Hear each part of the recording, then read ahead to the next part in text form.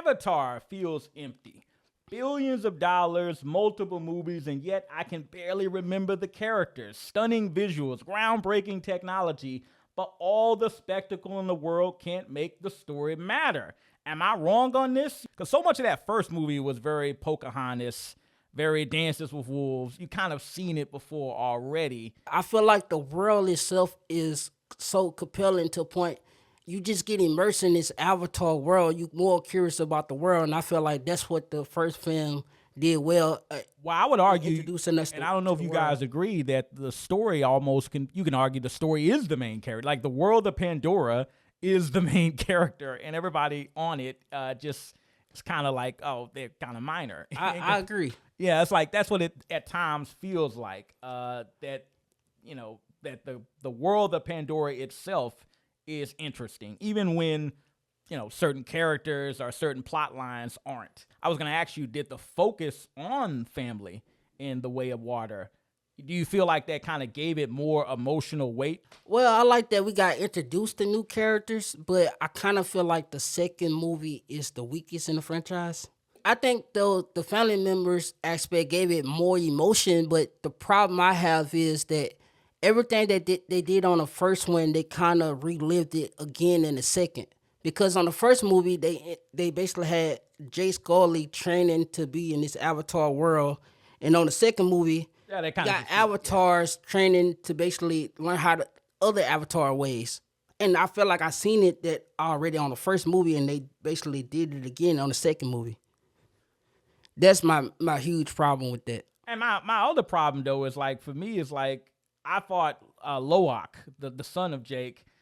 I know people kind of feel he's annoying and this and that, but I thought he was the most interesting character, or one of my more kind of favorite characters, because he was flawed, and it was something, I guess, because he was the middle child, he wasn't treated particularly well. I understood why he was a screw up and he was reckless and this and that. And there was something about that I found compelling, and I selfishly kind of wish that in some ways a character like that was playing a bigger role, if not the main character. Because I guess I like that dynamic of, oh, okay, this guy's flawed, he's not perfect, he does stupid things, but I get it. It was something I could latch on to with Loak. But even in the third, and this is where, the third film I wanted to ask you guys about, Fire and Ash, I actually liked the direction they took with that one. Did you guys think that by them introducing like a darker Na'vi kind of faction kind of just added more depth to it? Because for me, that was like a big thing. It's like by them adding this kind of darker side of Pandora, we get to see the blue creatures that are not morally good. It's not so much of a black and white conflict anymore. I kind of wish they added that element earlier. Yeah, I wish they added that element earlier too. But I love that because it showed that the Avatar is not just peaceful people. Yes. It's actually got like a resistance. Other avatars is resisting the way the blue avatars live. So I kind of like the aspect. But can we address the elephant in the room though? Yeah. James Cameron do not like to kill off characters. And I don't know why. Like I seen that's a problem. He keep bringing characters back, and I'm like, damn, I seen this guy die like 2 or 3 times already. Like, well, yeah, that's a major thing and it's weird because James Cameron, historically doesn't mind killing off characters at all, right? Terminator 2, Jack from Titanic. I mean, he'll take out a character, but in this franchise, he just loves to keep them around. In the second movie, it threw me off because I wasn't expecting it, but when it get to the third movie, I guess my expectation, I expect it to happen now. I expect these characters to constantly be living. Like at one point, even on the third movie, this guy he got his arm chopped off in the second movie, and that came back. So it's like James Cameron do not like to get rid of things. He gotta basically bring them back to life. But it's a good and bad thing because I feel like the Colonel, his character grew on me over time, like by him constantly coming. Well, he's by movies. Far like I almost feel like the villains. I've always felt the villains were more interesting in this franchise, which is weird. But I always felt like they had like the best kind of character arcs throughout the entire story. Yeah, I think the Colonel for me is my takeaway character, basically the MVP. Well, I was gonna ask, why do you guys think that Avatar dominates the box office, even when it doesn't get like the crazed fandom, the talk? People say, oh, it fades from pop culture so quickly. But yet, every time one of these movies comes out, $1 billion, So why do you think that happens? Is that it's this disconnect that I believe we talked about, between what the audiences, the masses really, really want versus what you may see online with some critics? I think it's the movie theaters. It's a movie theater experience.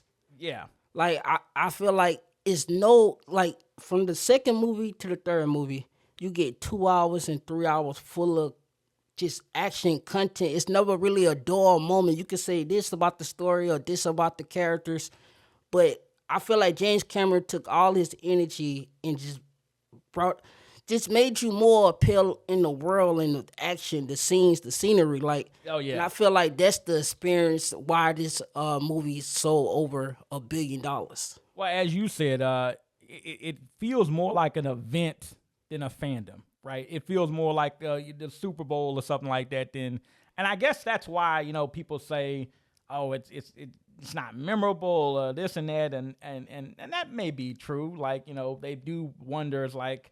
Oh, and I was going to ask you guys, why are there no iconic, Avatar movie quotes or memes or fan favorite moments? But I almost feel like we kind of, in a way, answered that question by what you said, Cairo, where it's more of an event. It's less of a fandom, but more of James Cameron has built something that average people want to go to the theaters to pay their hard-earned money to see. But let's be honest, like what movies today were we seeing these memorable quotes and moments? Like I just don't feel like those type of movies kind of exist no more. Well, I was gonna say it's like, would Avatar still succeed if it weren't directed by James Cameron? I mean, if this was not a James Cameron film, do you think it'd still be a success? Well, because it's James Cameron, it feels like a James Cameron film. Like, you got a lot of portion of the Avatar franchise that remind me of Alien, and stuff that he directed before. So I can't see it. It's hard for me to say. I would like to say no because of James Cameron is why this movie made this amount of money and is as successful as it is.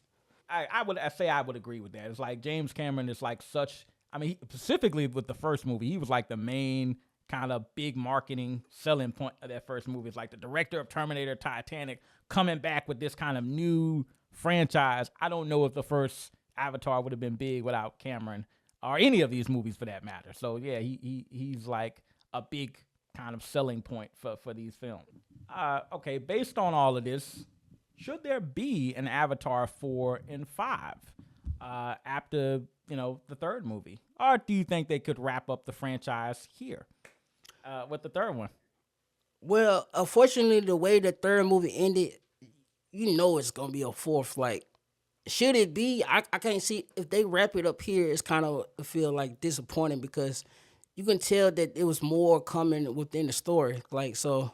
But all right, it's like, as I said, it's like, what do you guys think about this? Do you think that the franchise can keep the momentum going, or do you think it's time to wrap up the Avatar trilogy is what it would be if they stopped here? But let us know in the comments. We want to get your take on the franchise. And don't forget to give this video a like and subscribe if you want to see more of this type of content. I'm T-Rex. I'm Cairo. And we're out.